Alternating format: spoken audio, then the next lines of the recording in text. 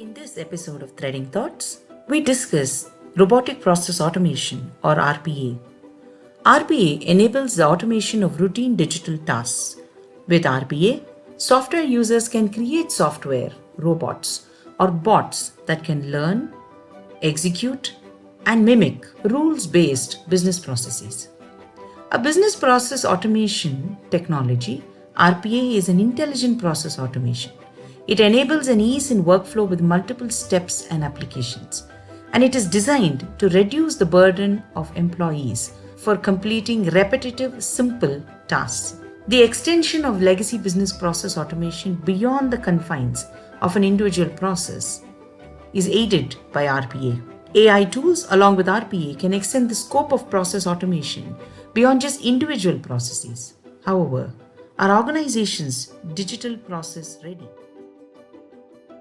Raghav Nyapati has over 2 decades of experience in driving digital technology strategy, evangelizing product management, implementing digital transformation, and providing business consulting across multiple industries using digital automation products such as robotics process automation and artificial intelligence. He is the head of automation, director of product management at ASG Technologies, where he is the founder and creator of robotics automation and cognitive automation product, which provides best-in-class digital automation and intelligent automation platform. He is also the industry ambassador and a digital evangelist in robotic process automation, cognitive automation, complementing AI skills such as NLP, CV with RPA, providing mentoring, coaching, and evangelizing digital automation products. Welcome, Raghav. Thank you so much for joining us for this podcast. It's such a pleasure having you on Threading Thoughts. Thanks, Mridula. It's a pleasure as well for my side, and thanks for having me. Thank you so much. Raghav, I just wanted to start off with asking you, what is this new normal, given that, this year has been particularly difficult? So what is this new normal? Why do you think organizations need to shift the focus to sort of become a little more digital savvy, perhaps? What are your thoughts on it? Yeah, so that's a great question, right? And that's more relevant and pervasive now, because what we have seen over the last 1.5 years, right, due to the pandemic is we started working from home, right? We don't have to move to office, go to office, or even schools. Everything is digitized. So this is the right time for all the organizations to rethink and reimagine the way the current business models, which have been evolved, right, from the time when automation started. So just to give you a brief overview, so the history of how it all started, right, or why we need to automate. So around 1800s, right, the first industrial era started when with Ford and others going to mass production, and where the first initial seed of automation was started in US and then followed by Japan and other countries. Correct. Then in 90s, we saw companies like Microsoft, Google, IBM, all these big shots, they have introduced the digital information era, right? Where we have information sharing, we have connected machines. So one machine can talk to another machine. So when I was in school, I could never imagine that I could access something which was there in US, right, through information. So that was very, very exciting for all of us, right? How one machine can talk to another machine or share information. So that era actually has the information era. Then 2000s, when we started the actual digital era, where everything is on data. So data, as we say, it's a new electricity or new oil. It is weaving together everything, right? So billions of terabytes of data, gigabytes of data are getting generated as we talk in 1 minute, right? Facebook, WhatsApps, all these applications. So our kids, this generation is surrounded by data with mobile apps, smartphones. So that's where I think this is the right time when organizations think, right? As a consumer, we are imagining that, okay, I feel something which is needed for me to ease of use, right? Or which I need at my fingertips to do something or book something or something. So all these brick and mortar organizations also, which are there. So I'll give an example of paint industry. Right. So I got a strange request from one of the paint companies during the COVID, saying that I'm not able to sell my paints because nobody is visiting my shop, right? And what should I do? So these are the companies which have been there as a brick and mortar traditional companies. They need to reinvent their business model so that they can be relevant, right? Or else they will be out of business. So that is what I think that personally, that's the push which is coming due to this new normal, and I would say that's a blessing in disguise, right, for this situation which we have. That companies are rethinking. They're saying, whenever I talk to people about automation, RPA, or hyper automation, they're no longer strangers to those terms. They're saying, oh, okay, I know, at least I understand, and how can I implement in my current organization, right? So that's what I would say. This new normal has really benefited all those companies to rethink, reorganize, and reinvent their models to and a push towards the automation and digitization.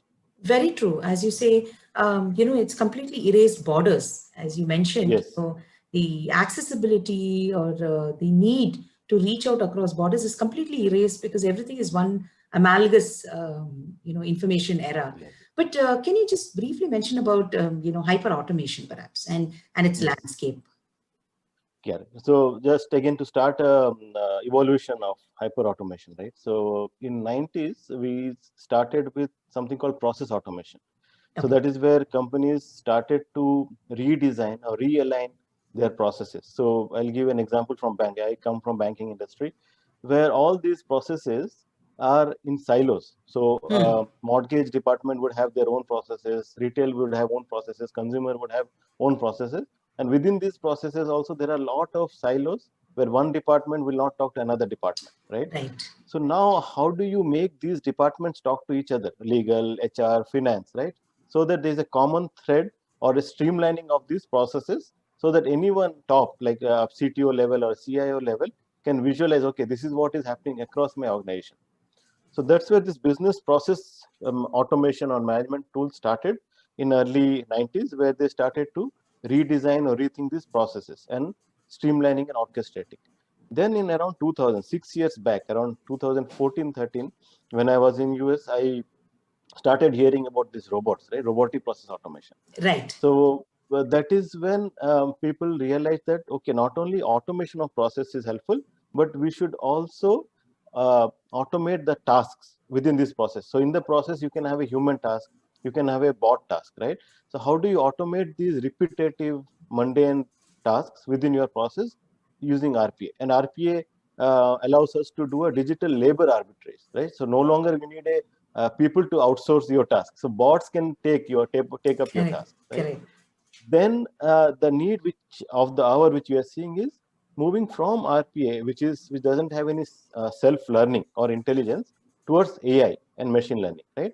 Where you can induce self-learning intelligence within the RPA or any other platform, so that there is a learnability of that, right? And then the bots remember whatever has been trained and then produce or predict results. So we are seeing a lot of applications, right? Amazon, Facebook, WhatsApp, all these are applications of AI. Now, these technologies cannot sustain, right, in next 2 to 3 years as siloed or Hmm. standalone. So we see, again, I'll give an example of big shots like Microsoft, IBM, all these companies, they have gone ahead and acquired RPA products. And companies like UiPath and Automation Anywhere, they have also partnered with process mining, process discovery tools. Why this is happening is they felt that not only standalone RPA can sustain, other technologies cannot also sustain standalone. Though, so there Okay. is a need for amalgamation or conglomeration. So I would say the right word for hyper automation is conglomeration of all these technologies together. So we'll have process mining discovery, we'll have UI UX, we have low code, no code where people can drag and drop. We have RPA, then augmented with AI and ML capabilities, right? So the entire spectrum is called hyper automation. And you were absolutely right because within departments in one organization, Correct. what actually happens is it's not only lack of say collaboration, but it's also a lack of efficiency, right? Yes. So the lack of communication between these departments Mm. also creates some sort of an inefficiency, which will Yes. affect the organization per se on a whole. Yes. Absolutely. And this bird's eye view is actually helping them to sort of come together much better. Yeah. Correct. Correct. So they will. So what we are talking now about is customer 360, right? Where everything related to the customer is there in your insights dashboard. So people are envisioning. And recently, I have been discussing with various customers who want this insights dashboard. So I log in the morning. So as soon as you see your WhatsApp, right? Similar to that, you should see what is happening in your organization and also what is happening at your customer's place. So is there any issues, or is what are the, so in banks, right? A typical example is how many transactions, how many defaults, all those things you should get it as alert, as a message. Right. So that's the dashboard. Instead of you going and trying to talk to different people, it's Correct. a long and inefficient process, Yes, time inefficient consuming as process. well. But Yes. that's really nice. But when you talk about digital processes, who is responsible for creating these digital products? The roles and responsibilities are often very amorphous. So Yes. who actually takes up the mantle in an organization? Yeah, that's again a great question, right? So, as you rightly said, organizations are striving for adoption of these technologies. Now, who will take the baton, right, and move forward? So that's when we have a role called digital product manager. So earlier we used to have product manager role. So still we have product managers existing, but I would call them as a digital product managers, because these are the people who look beyond the traditional technologies, look everything from a digital eyes, right? A Right. digital A view. perspective is So different. yeah, digital perspective, when they can see that everything they see is like, how can I digitize this process? How can I do this? So I would call that person as a CEO of a product. Right. Right. So product management is all about building the right products at the right time, right? And the greatest product manager, founder, or CEO was Steve Jobs, Hmm. right? He had always this long-term vision, and he used to see that from a 30,000 feet, always, right? Saying that this is what is coming, and he used to envision that and build this product. So same vision we as a digital product manager should have. And why I call them a CEO is they own that product. So they create that product, they nurture that product. So I have a term called CNG. It's not the gas, but it's called create the product, nurture the product, and grow the product. So Grow the that's the job of product. a digital product manager, right? So you are the person who are ideating this product, right? Who are doing market research, or who are reviewing the customers and user personas, and you are creating the idea. Then you are nurturing this idea. And I'll give an example again with the automation landscape. So people have started building RPA, right? Right. And with an idea of um, automating repetitive tasks. Now, how do you nurture this, right? So they are nurturing this by adding some intelligent features to this, right? So they are enriching this product. So that's where I call this nurturing or enriching this product is always required as a digital product manager. So you can see beyond what is happening. So currently I'm able to solve this problem, but 5 years down the line, RPA won't sustain, right? Unless you add more or complement more features to that. So that's Correct. where this nurturing is very important. And then growing. So once you nurture the product or you add more features, more technologies, then how do you grow that product so that it is scalable, right? So I Correct. call this term as CNG of digital product manager's role, and I call this product manager as a glue, right? And he's a glue between all those various teams. So he's a glue between a developer, a designer, a UX person, architect, end customer, and also your QA person who tests the product, right? So he's in the middle as a glue, and he is a point of contact and interaction for all those teams. Correct, correct. So he's almost the fulcrum. He's the one that Yes. has to make it work. And it's, as you mentioned, any digital process, it has to update itself. So that's Yes. where the nurturing happens. You update it to the Nurturing. next level, and you just don't stagnate at one position where Yes. you are right now. It's also a lot of, an idea of the future, some sort Yes. of an idea of where we might go, Going what with it. might happen. So that Yes. vision is also very important, I guess. Yes. And really, I love two people, right? Steve Jobs and Elon Musk. So both have this vision. So The Elon vision, Musk is yes. planning for colonizing the Mars, right? And he's saying, I think yesterday I was checking one of his podcasts where he's predicting in 2 years people will be in Mars, right? And that's again an idea, a need which has come, and that what he's nurturing and he's trying to grow it. Absolutely. And also just the thought of, a private rocket launcher is Yes. something mind-boggling. And we have gone Yes. to very, very different heights from there. So Yes. the farsightedness, I think, is very, very Person. important, Yes. right? And Yeah. but talking about farsightedness, what does it take to build these valuable solutions? You have these problems, you know that these problems are tangible, but what does it take to actually build these solutions? Yeah, so that is again a great question. Like everyone asks, right? We Yeah, have an idea. How do we take it from idea to a product? correct. So that's where I have another, and again acronym. I'm sorry, I'm throwing a lot of acronyms, but so I have one more model called 5D model, which is a pipeline, right? So as you know, it's a pipeline. Something enters into a pipe, and then something is getting produced, right? So an Correct. idea enters this digital product pipeline, I call it, and a product life cycle when a product is what is generated. And I'll tell you what is this 5D, right? So there's no mystery on this 5D model. So the first D is the discovery part. The second D is the design part.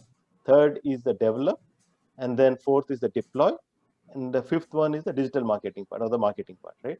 So we have seen these terms, right, in normal terminologies, but I call this as 5D model because it's all about digitizing and digital, right? Correct.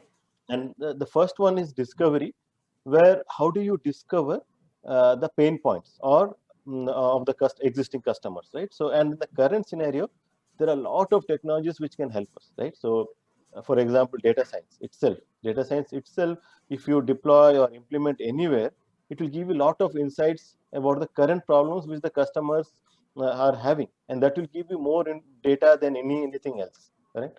And then you have digital marketing tools like Google AdWords or anything like that.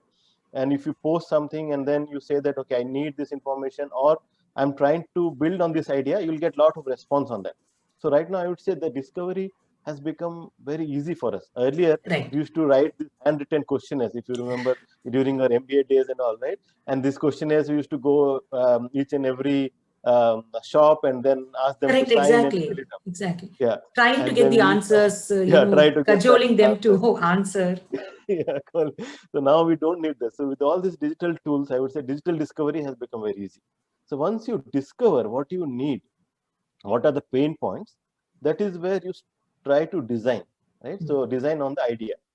So the again, for the design, there are a lot of tools, but I would say the design thinking is more important. So that's where I call this 5D, is when the agile meets the design thinking, right? So design thinking approach we should adopt in this digital pipeline, because we get from a customer perspective. So we identify what the customer needs and what are the user personas. So not only target the entire only the one customer, but who are they? So for example, I'll give you in a bank again, right? So there are a lot of user personas in the bank whom you can target. It can be the front office person, it can be the back office person, it can be the technology head, right? Or even it can be the CIO or CTO. So first you identify who are the personas for whom you are building this idea or the product, right? So that is more important. So in design thinking, we take that approach. We start with the user personas whom we are targeting. Then we start with these small prototypes, right? Which we build for them.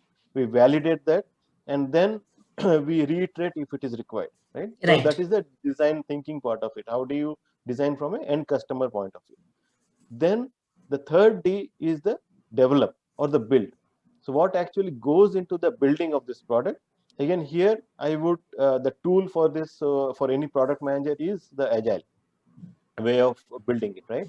So in agile, what we really do is we get a larger idea, right, bigger idea, and then we break that idea into smaller pieces so that we can iteratively build those ideas, right? So each of these ideas can be a user story.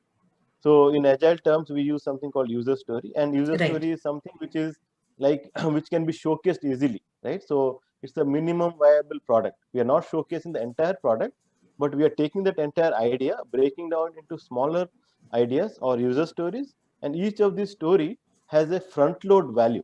So I'll call this as a front load value because immediately you can show the value, right? Yeah. You And can it's a immediately testable visibly value. see it. Yeah, Right. immediately visibly seen. So you don't have to wait till entire 3 months earlier used to do. Now you can show it in 2 weeks cycles, right? So that's where. So in build phase, I would say testable value is very important. Build the user stories, create a testable value, show it, and then build on top of it, right? If something goes wrong. So front loading and testable value is what I call the build phase. Then we have the deploy phase, where right now we again have a lot of tools which we are using for deployment, right? So something is emerging called digital operations. Okay. Yeah, so we don't have to rely on the traditional operations where we go through build and test and deploy. Digital operations or DevOps, right? All these are helping us to have a continuous building and continuous deployment, right? Right. And this deployment can happen anywhere. Right now, we are not restricted where exactly we want to deploy. You can deploy on-premise or cloud. So again, companies like Microsoft, Google, and Amazon have done extremely well in coming up with Azure and other services who have helped us to build. We don't have to again own our infrastructure now, right? We are again, it's like arbitraging the even infrastructure, right? So I will call that like you don't own that. You are just saying that you are outsourcing your infrastructure to your cloud environment, and you can deploy either in cloud or on-premise based on a requirement. So that is the Right. deployment part. Final part is the marketing. So once you have done everything, how do you market? So again, in the digital product life cycle, you have digital marketing tools, right, which help us in marketing this. So we do SEO, ads, or whatever tools and Correct. technologies you use to market these products, and that has become more and more relevant now. So with you can see the examples of again Amazon, Facebook, WhatsApp. All these companies are doing digital marketing in Google, right, day-to-day life. So you type in something, you get an ad based on your Correct. need, right? And before buying anything, you go to Amazon and you get product reviews and recommendations, right? That nobody Correct. would have thought earlier. So I would say this is my 5D model, which will help us from an idea to a actual product which can be consumed by an customer. That's very interesting, and you're so right, because the moment we decide and do a search term, it already pops up these ideas to Yes, me that you go to these places, this is what you find. So it's yes, almost doing my work for me. I find it yeah, much easier. I just have to have that idea in my mind and type it. Sometimes I typing, don't yes, even need to. My phone picks up what I'm saying and gives me these ads the moment I open yes, my correct, Facebook or any other social media. So it's yeah. becoming more and more powerful at Mm. helping us in those visions. But Yes. these are for individuals. But as a strategy for say organizations, large organizations and firms, what strategies do you think that they should follow? Not only to bring in digital transformation, most of them are, but I think the key idea is to sustain the digital transformation. Yes, yes. So that question is very relevant for any organizations, right, who are trying to adopt these technologies. So the first thing we should all understand is digital technologies or the products never die, right? So because like physical products have a wear and tear, right? If you buy a refrigerator or a TV or mobile phone, Correct. for that sense, my daughter has 3 mobile phones. Every year she'll buy one mobile phone, right? So because something she'll say something is not she broke or Exactly. whatever, Something goes right? wrong, something is not working optimally. Yeah, normal. So you have tendency to buy something new. But digital products, the beauty of digital products is that you don't have to throw that product away, right? It is there. And if something goes wrong, only thing you do is you change some configuration or you add some patch or update to that product so that it works in a seamless fashion, right? Again, the technologies such as AI and machine learning, they are doing such things to our existing products. So they are bringing, so if for example, Alexa, I would see, right? My daughter keeps on using Alexa. So each and every day they are adding new skills. So Correct. something you feel it is not there, immediately the Alexa knows that this skill is not there. For example, suppose your daughter likes listening to rhymes or whatever, right? Music. Immediately you will see that next day or in a week, these skills are getting added. So that's like they are making sure that you don't throw away Alexa and go to some other product, Exactly. right? Exactly. So that The is the retention, nurturing and the they, yeah, they retention nurture part, the a customer retention. retention. Yeah. So that is where I would say it's very important for our digital transformation, the organization which are going through. It should be a top-down mandate, but also it should be a bottom-up, and it should be a hybrid model, right? Where you start with top-down, where you have leadership deciding that these are the few processes which needs to be automated or which needs to be in the digital pipeline. But you also have to take up the bottom-up approach where you understand. So there are again in the product management terminologies, we have something called one more acronym I'll use, uh, DFV, right, which is the desirability, the feasibility, and the viability. Right. And if you have heard that, right, that so your desirability comes from the idea and the customers, right, who are desiring this feature or this idea. But the feasibility part is the when you have a bottom-up approach where you go to your technical teams, your operations teams, you talk to them, you say that I am thinking of this idea, right, from top down. but is it feasible? Like suppose I am working for 1,000 company employees. Is it really feasible for me to build? So we don't want to go to a moonshot idea, right? Immediately. Correct. So like suppose we don't want to send rockets to the Mars in 1 year. So that is not feasible. So ideas has to be feasible.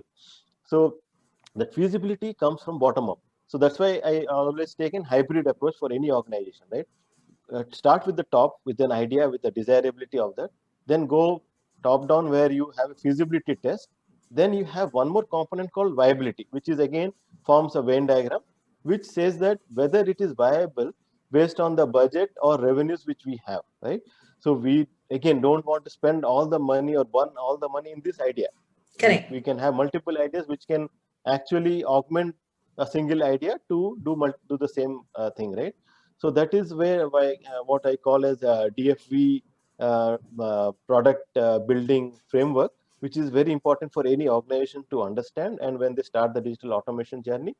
And also I would say the employees upskilling, right? So each and every employee in the organization have to be upskilled in these technologies, because in future I would say 5 years down the line we'll have this co-creation capabilities where you'll Right. have bots, you will have humans, right? Both of them have to work together. We are already seeing that in manufacturing. We are seeing that most of the tough jobs are done by the bots now. And if you must have seen also in the medical, right, in hospitality and Absolutely. medical industries, where Healthcare you industry have robots especially, doing the, it's yeah, the surgeries where our hands don't move 360 degrees, robots are doing the surgery, right? And right. people are accepting that. Earlier, people used to be afraid when they see a robot, but now they are accepting that, okay, the doctor is not able to do this, that's why he's augmenting. So I would say all these co-creation skills and augmentation skills will be the future, where employees have to be upskilled and also be enabled to work with these bots and these machines to make this digital transformation sustainable and scalable, right, for the future. So we don't want to end up in a technology which is not sustainable 50 years from now, right? We have to create that backbone in a stronger way so that it is sustainable. Absolutely, absolutely. And that's incredibly informative because, as you correctly said, there is a lot of augmentation that is expected in the next couple of years. It's not replacement alone. It's a Correct. lot of collaboration and augmentation. And I think we need to upskill ourselves quite a bit to come up to that level because right now, what we are doing and what can be done, there is a huge, I would say, a gap. And this bridge is all these tools that we're building up right now. Yes. So thank you so much, Raghav, for such an informative session and sparing your time to spend it with us. It's just been an absolute pleasure talking to you today. Thank you, Mridha. Thanks for having me, and I hope this added value and a lot of information which we can use in future. Thank you, absolutely, now without a doubt. Thank you so much. Thanks. Have a